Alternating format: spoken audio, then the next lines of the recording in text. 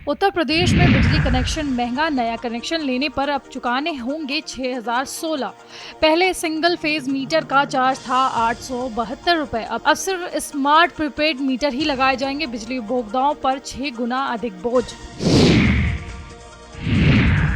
रायबरेली में लोकसभा नेता प्रतिपक्ष और कांग्रेस सांसद राहुल गांधी ने कहा, पूरे देश में वोट चोर गद्दी छोड़ का नारा चल रहा है। ये सच्चाई है कि वोट चोरी करके सरकारें बन रही है। हम आपको गारंटी सबूत देंगे।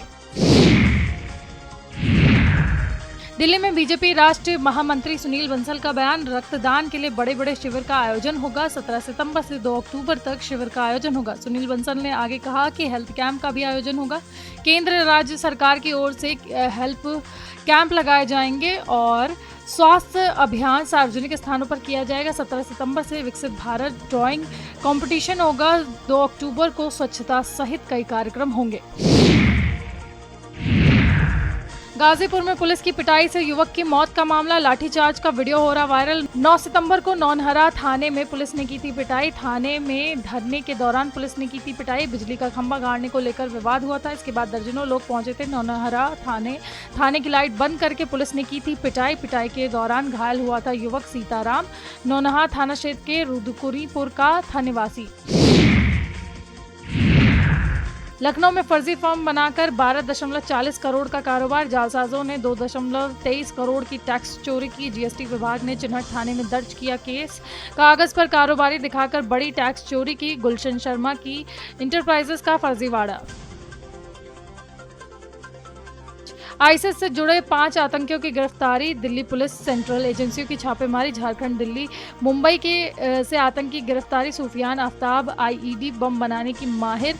आतंकियों से आईईडी बम बनाने का सामान बरामद हुआ। दिल्ली से 2, रांची से 1 आतंकी गिरफ्तार। देर रात 2 आतंकी को और गिरफ्तार किया गया।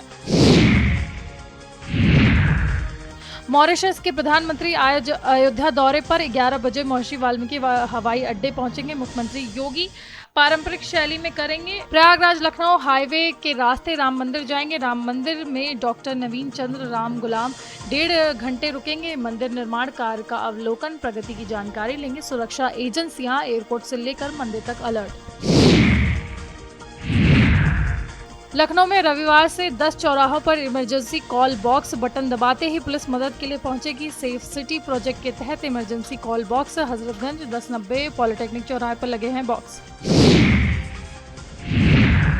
रायबरेली में विधायक मनोज पांडे का बयान, मनोज पांडे ने कहा, हर मां का सम्मान होना चाहिए। मैं राहुल गांधी की मां का भी सम्मान करता हूं। मैं निंदा प्रस्ताव रख रहा था, राहुल ने ठुकरा दिया, जिससे मुझे आघात पहुंचाया। मैं आहत होकर मीटिंग से बाहर निकल आया। नेपाल में पूर्व पीएम केपी शर्मा ओली का भारत पर निशाना। केपी शर्मा ओली ने कहा, भारत की वजह से गई मेरी सत्ता। लीपू लेक विवाद और अयोध्या भगवान राम का पर बयान दिया था। अपने रुख के कारण चुकानी पड़ी कीमत। सवाल न उठाए होते तो अब भी पद पर बने रहते। ओली अब भी सच का सामना नहीं कर रहे। उन्नाव में गंगा उफान पर 130 से ज्यादा गांव बाढ़ से घिरे। गंगा नदी खतरे के निशान के पार बह रही है। 130 से ज्यादा गांव बाढ़ में टापू बन गए हैं। जलस्तर बढ़ने से काली मिट्टी शिवारजपुर मार्ग पर बह गया है। परियर बिठुर मार्ग भी कटान की जद में है। कमिश्नर डॉक्टर रोशन जैकब पहुंची उन्नाव। डीएम के साथ बाढ़ प्रभावित क्षेत्रों का निरीक्षण किया। कमिश्नर ने बाढ़ पीड़ितों से मुलाकात कर उनसे उनका हाल जाना। डीएम को हर संभव मदद के लिए आदेश दिया। रायबरेली में राहुल की अध्यक्षता में बैठक का मामला। बैठक में मंत्री दिनेश प्रताप सिंह भी रहे मौजूद। दिनेश प्रताप सिंह ने राहुल गांधी पर उठाए सवाल। मंत्री दिनेश प्रताप ने कहा कि राहुल केएल शर्मा की कुर्सी के पीछे 5 लोग बैठे थे, वही कागज की पर्ची राहुल को दे रहे थे। वही बात राहुल गांधी कह रहे थे। सोनिया गांधी चुनाव जीतने के बाद नहीं आती है यहाँ पर। अच्छी बात है, राहुल 4 महीने में रायबरेली आ रहे। मेरी मेहनत देखकर हर महीने राहुल रायबरेली में रहेंगे। देवरिया में रायबरेली में हुए पोस्टर वॉर पर बोले विनय कटियार, ब्रह्मा विष्णु महेश कहने से काम नहीं चलेगा। राहुल अखिलेश तेजस्वी ने कभी पूजा नहीं की। राहुल गांधी के पिता आर्टिफिशियल नहीं थे, लेकिन मां जरूर आर्टिफिशियल है। रायबरेली में 69,000 शिक्षक अभ्यर्थी राहुल गांधी से मिले। एनटीपीसी गेस्ट हाउस में राहुल गांधी से मुलाकात हुई। राहुल गांधी से मुलाकात के बाद बोले अभ्यर्थी, नेपाल में युवाओं ने तख्ता पलट दिया है, सरकार नहीं सुनेगी तो यहाँ पर भी सड़क पर उतरेंगे। आजमगढ़ में उपराष्ट्रपति चुनाव को लेकर टीएमसी नेता अभिषेक बैनर्जी के बयान पर उत्तर प्रदेश सरकार में मंत्री ओपी राजभर ने कहा कि 15 से 20 करोड़ रुपए देते हुए उन्होंने देखा था क्या? उनके सामने पैसे गिने जा रहे थे। लोग स्वेच्छा से वोट देते हैं, लोग अपनी अंतरात्मा से वोट देते हैं। दिल्ली में जेडीयू नेता केसी त्यागी ने नेपाल की स्थिति पर कहा कि वहां पर कोई परिवर्तन या क्रांति का माहौल नहीं है, वहां अराजकता का माहौल बना हुआ है। मैं चाहता हूं कि वहां पर शांति स्थापित हो और कानून का राज कायम हो।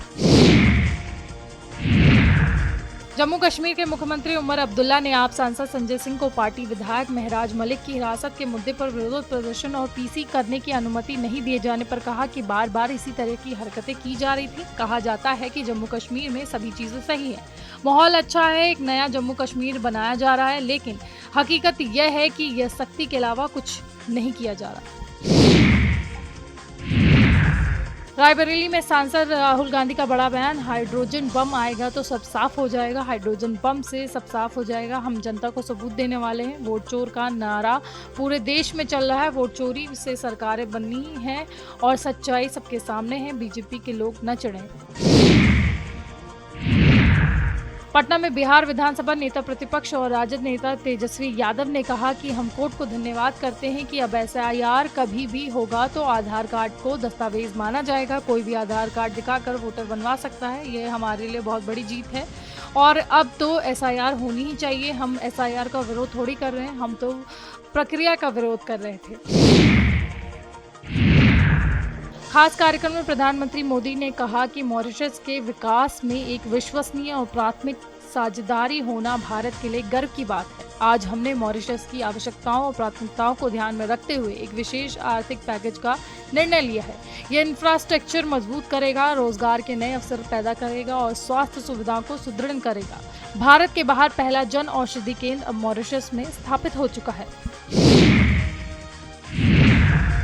नेपाल की स्थिति पर कांग्रेस नेता पवन खेड़ा ने कहा कि भ्रष्टाचार के खिलाफ वहां की जनता ने बिगुल बजाया है। हमारी खुफिया एजेंसियां फेल हुई हैं क्योंकि हमारे हजारों लोग वहां पर फंसे हुए हैं।